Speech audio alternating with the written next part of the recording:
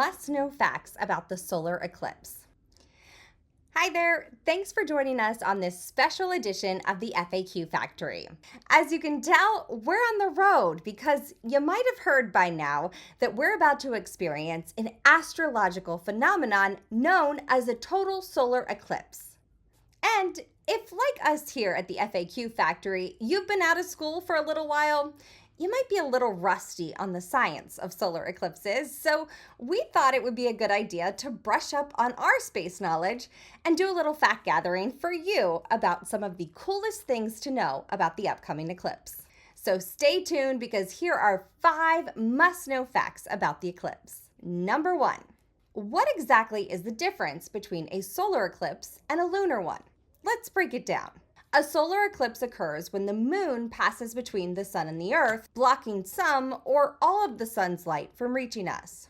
A lunar eclipse, on the other hand, happens when the earth comes between the sun and the moon, casting its shadow on the lunar surface. Now, there are a couple of key differences between these two celestial occurrences. First, solar eclipses, especially total eclipses, are relatively short-lived, typically lasting only a few minutes in any given location. Lunar eclipses, on the other hand, can be observed for several hours as the moon moves through Earth's shadow. Lunar eclipses also occur more frequently than solar eclipses. On average, there could be 2 to 4 lunar eclipses each year visible from any single location on Earth, whereas solar eclipses are less common and generally occur about 2 to 5 times a year globally. However, the frequency of each type of eclipse can vary depending on factors such as the moon's orbital position and Earth's alignment with the sun and the moon. Number 2, when and where will this eclipse happen? For parts of North America, the upcoming total solar eclipse is happening on April 8th. Many broadcast stations will broadcast Eclipse Across America live on Monday the 8th, starting at 2 p.m. Eastern Time, so check your local listings. If you're wondering why this eclipse is such a big deal, well, it's because the next one for the US won't be until August 2044, so this is a historic event.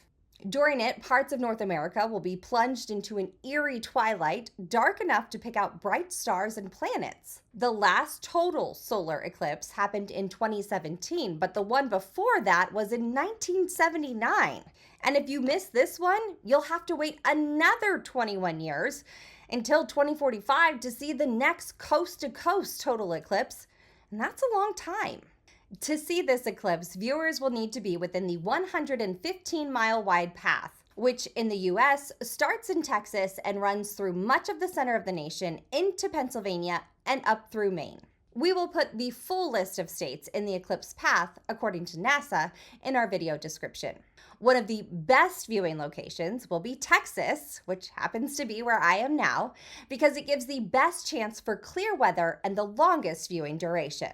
Unfortunately, the forecast for a lot of the other states is cloudy skies. Regardless, don't get your hopes up for viewing the eclipse for hours on end. The longest look will max out at about 4.5 minutes. Number 3. So, you may be asking, how do I look at this thing? I seem to recall a bit from science class, and I don't think you're actually supposed to look at it. Well, you're right. Looking directly at a total solar eclipse isn't advisable. You shouldn't look directly at a solar eclipse without proper eye protection because the intense sunlight can cause severe and permanent damage to your eyes, including blindness. This is because the sun's UV radiation can harm the cells in the retina. So to safely view a solar eclipse, here are some recommended methods. But be sure to read and follow all instructions and do your research on reputable suppliers if you choose to pursue any of these viewing methods. Solar eclipse glasses. Use specially designed solar eclipse glasses that meet the ISO International Safety Standard. These glasses block out harmful UV and infrared radiation while allowing you to see the eclipse clearly. Solar filters. Attach an appropriate solar filter to the front of binoculars, telescopes, or cameras to safely observe the eclipse. Pinhole projector. Create a simple pinhole projector using cardboard or paper. You'll be able to see a projection of the eclipsed sun without looking directly at it. Live streams or broadcasts. If you're unable to view the eclipse in person or don't have access to proper eye protection, you can watch live streams or broadcasts of the event online or on television. Number 4. What are some terms you should know to follow along with someone talking about the eclipse? The first word is totality, which is the brief period during a total solar eclipse when the sun is completely covered by the moon, resulting in a temporary twilight-like darkness. Second is path of totality, which is the narrow path on Earth's surface where a total solar eclipse is visible. If you hear someone refer to the umbra, that's the central, darkest part of the moon's shadow during an eclipse. And a corona, not a beer here. It's the outer atmosphere of the sun, visible during a total solar eclipse as a faint halo of light surrounding the darkened sun. Number 5. Is there anything bad or negative about a solar eclipse? Solar eclipses themselves typically don't directly harm people, animals, or the environment. However, there are some indirect effects that may be negative associated with these celestial events. As we just mentioned, one of the most significant risks is the potential for eye damage. Also, during a total solar eclipse, there may be a temporary drop in temperature in the path of totality. And while this change is usually minor and short-lived, it can be enough to cause animals to change their behavior. For example, birds may return to their roosts, and nocturnal animals may become active. But the behavior changes are generally short-term and not harmful.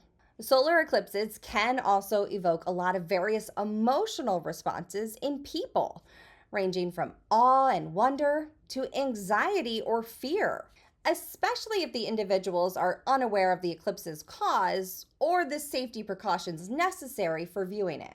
Lastly, because of the interest and rarity of the event, the eclipse is predicted to cause a mass travel event, which can lead to more car accidents as people travel to view the eclipse. Here in Texas, a lot of schools are closed on Monday, and people are being told to stay home for their safety.